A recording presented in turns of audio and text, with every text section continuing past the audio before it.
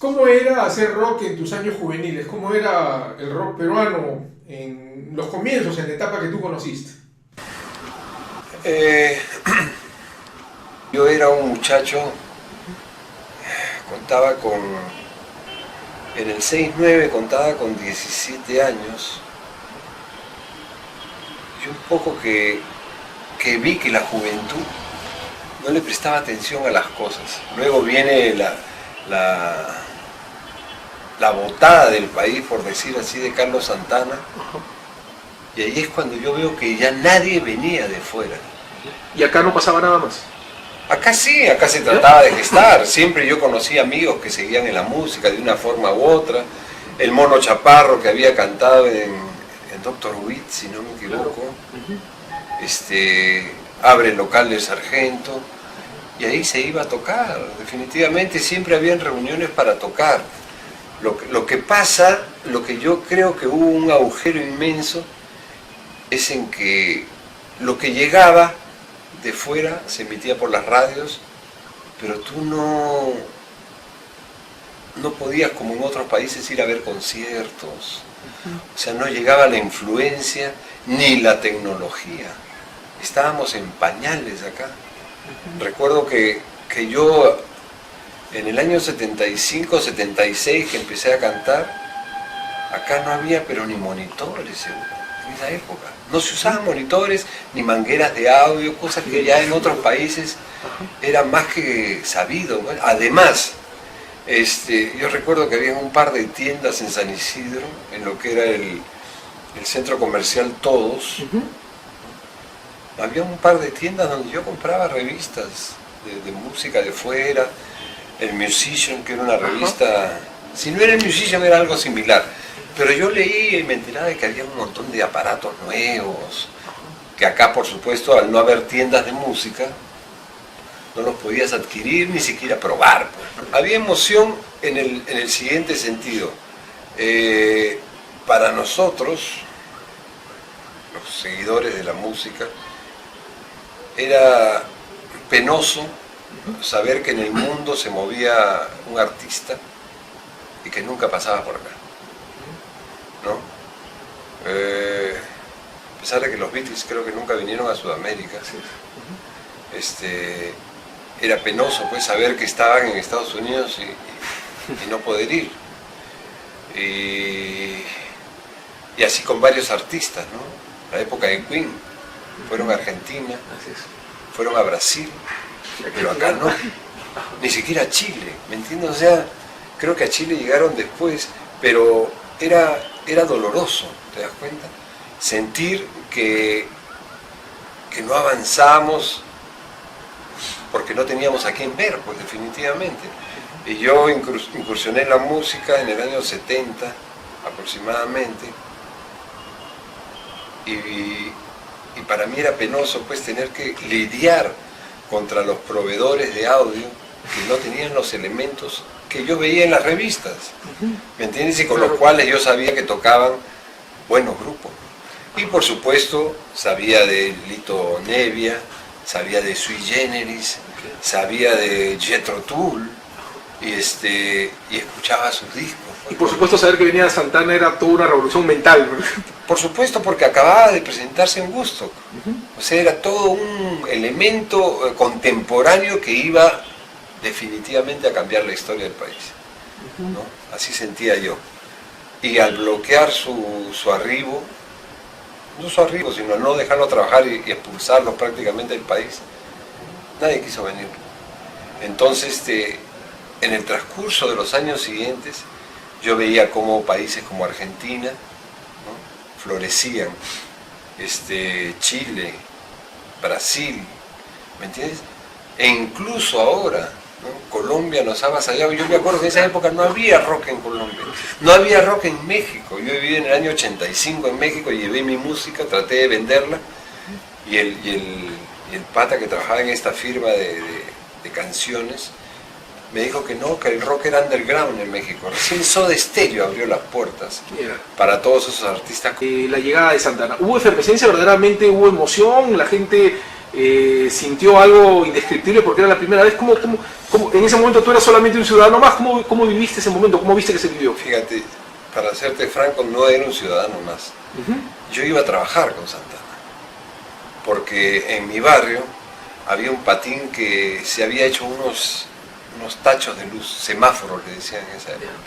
Tenían 3 colores y él tenía varias cajas y a él le habían alquilado el equipo. Él tenía muchísimos que ponía en las fiestas psicodélicas de la época.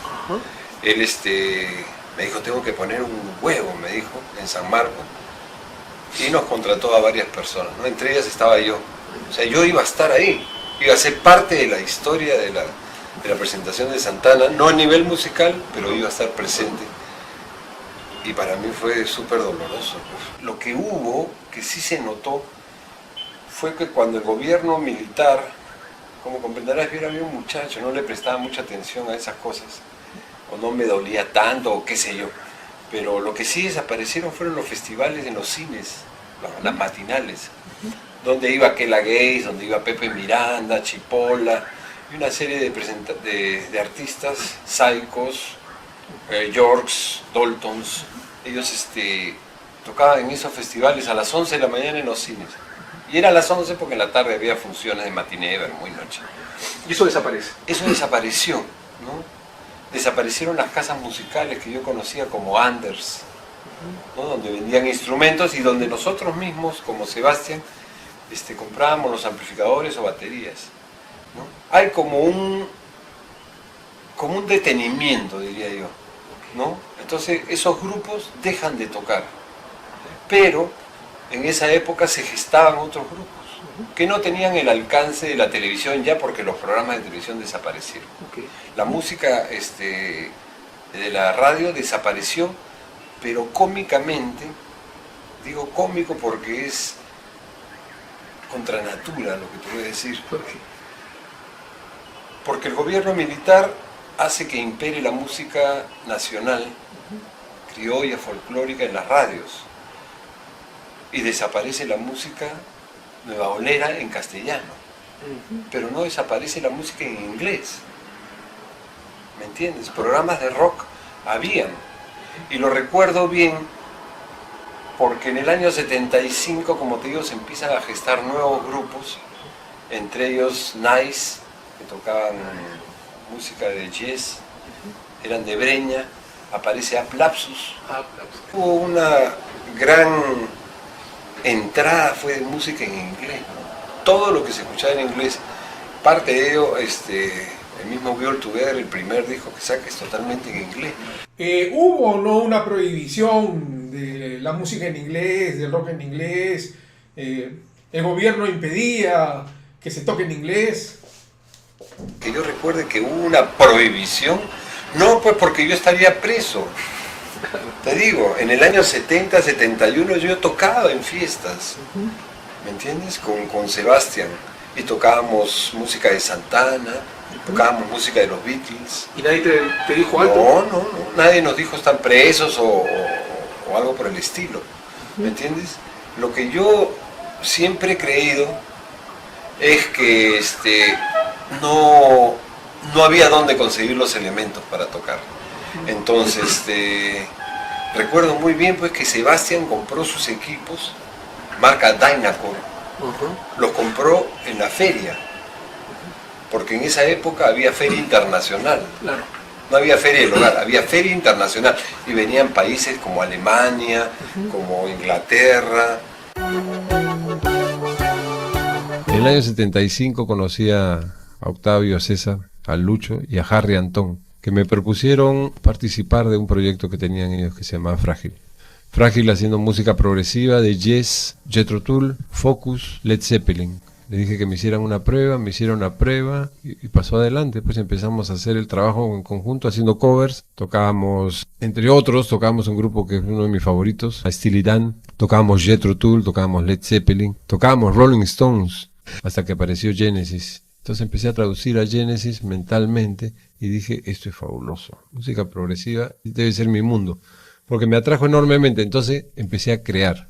empecé a hacer música y empecé a hacer letras, años 70 y tantos, ya tenía más de 20 años. Y luego viene el proyecto grande en el año 80, cuando ya teníamos casi el 80% del repertorio en castellano, música netamente de nosotros. Y viene la proposición pues para hacer el primer disco long play de música totalmente castellano de Frágil, y sale el proyecto Avenida al Arco. Y desde ahí ya es historia conocida. El nombre Frágil ya existía cuando yo llegué. He preguntado varias versiones y creo que la más certera es que Octavio tenía un cuartito muy pequeño ahí en su casa donde escuchábamos la música. Habían parlantes por todos lados y ahí nos sumergíamos. Entonces irrumpía la abuelita de Octavio, me acuerdo, irrumpía en el cuarto y nos sacaba del estado de entretenimiento en el que estábamos, ¿no? Entonces volteaba a Octavio y le decía: abuelita, no entres así tan intempestivamente porque estamos en un estado muy frágil. Esa es una de las historias. La otra es un estado que lo denominó bien Lucho Valderrama, es un estado en el cual nos encontramos, es un estado muy frágil acerca de nuestras sensaciones con respecto al estado musical, ¿no? Es toda una temática. Lucho era un tipo muy filosófico en nuestra juventud, Lucho Valderrama, el guitarrista. En esa época pues existía la Oda al Tulipán, Los Niños Flor, la marihuana, y Frágil empezó a hacer su música en castellano en esa época y la puso en las radios, ¿no? Frágil ha sido un grupo que ha pasado por muchas etapas, ¿no? Frágil metálico, ¿no? Con Santino de la Torre. Santino tenía influencias metálicas, pues un tipo de otra época, de otra edad, diferente a la mayoría de los de Frágil.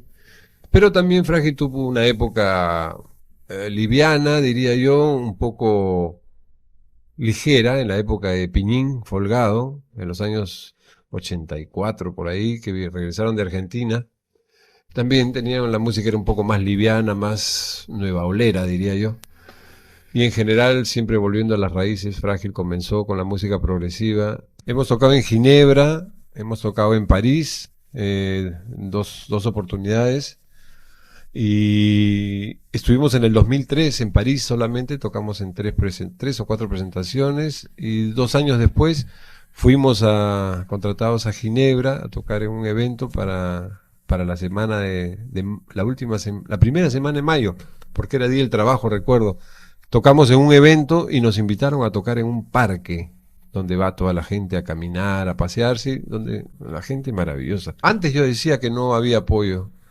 Y con la madurez he logrado entender que no haya apoyo, el apoyo hay que buscarlo. Claro. Si tú no sales a la calle a buscar y a pregonar lo que tú haces, nadie va a venir a tocarte la puerta y decir: oye, ven, yo te apoyo. Por ejemplo, Frágil tiene algunos amigos en Europa y buscó la forma de llegar a los Estados Unidos.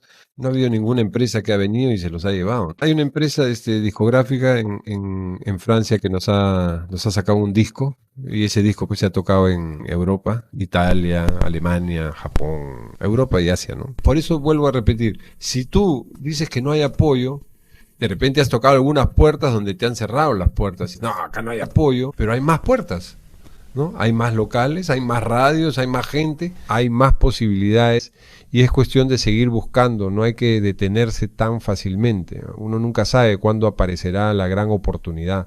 Eso es algo que podría recomendarle a las nuevas generaciones musicales en nuestro país.